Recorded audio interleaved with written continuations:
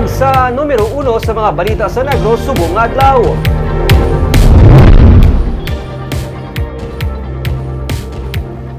Siyento 41 tanan ka mga pamilya sa Barangay 12 ang gitagaan sa syudad sa anong kabulan para makasaylo sang ilistaran antes pa man sa natalana nga demolasyon. Ini sa tion nga suguran ang development project sa Manukan Country. Yari ang report.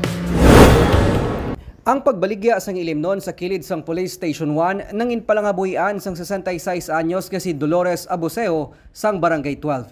Isa siya sa 141 ka mga pamilya nga sarang madulaan sang ilistaran kung sugura na sang SM Prime Holdings Incorporated ang demolusyon sa Manukan Country nga sakop sa among barangay sa reclamation area. Hindi kami kabayad ni Banahon, kaya ay naman kami obra. Puro kami senior. Dahil nga kurog-kurog na siya, stroke na sa ngadaan. Sige, terapiya pa na mo. Ting maintenance namon gani, amon na lang ng amon problemahan. Kaya nga, sidewalk bindor kuda sa babaw. Sa Enero, plano sang SM nga sugura ng development project. Gani kaina, nagsugilanon si Mayor Albi Benitez sa mga informal settler families, kaupod man ang katapos ng Bacolod Housing Authority, City Legal Office kag mga barangay officials.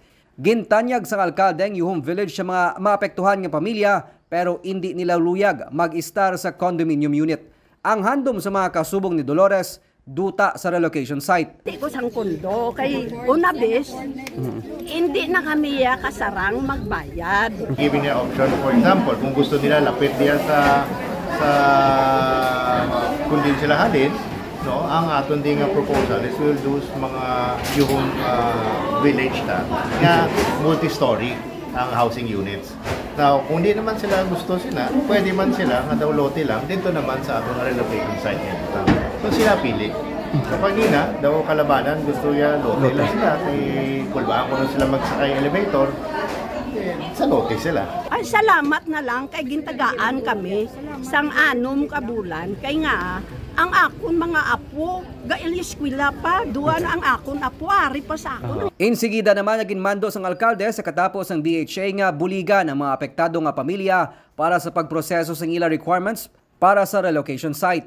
Magasugilanon man ang alkalde sa pamunuan sang SM agud matagaan sang 6 kabulan ang mga ISF agud makaplastar sa ila sa layluhan nga puloy-an. Soryan ganin naman ni Kap, hindi man na tanan gihuon nila. So may isa ka area i-prioritize lang nga dito sila anay, giving time for the others to process ang ilang sa iluhan. How many months probably, Mayor? 6 months ang ilang na yun. So I'll see kung may na 6 months. But kung ano man we will give assistance kung anong concern nila. Kung let's say problema nila ang eskwelahan, then we'll make some support, some assistance nga ang mga kabataan na pwede dulong sa eskwelahan kung mabulihan sila. But we will find ways on how to make it easier for them. Sa records ng BHA, sa 141 ka mga pamilya, 60 diri ang household owners kag kadamaan mga sharers kag renters. Ang mga household owners amo lamang ang qualified sa relocation program, gani ang housing project naman ang ginatanyag sang syudad sa mga nagalumon kag nagarenta sang balay.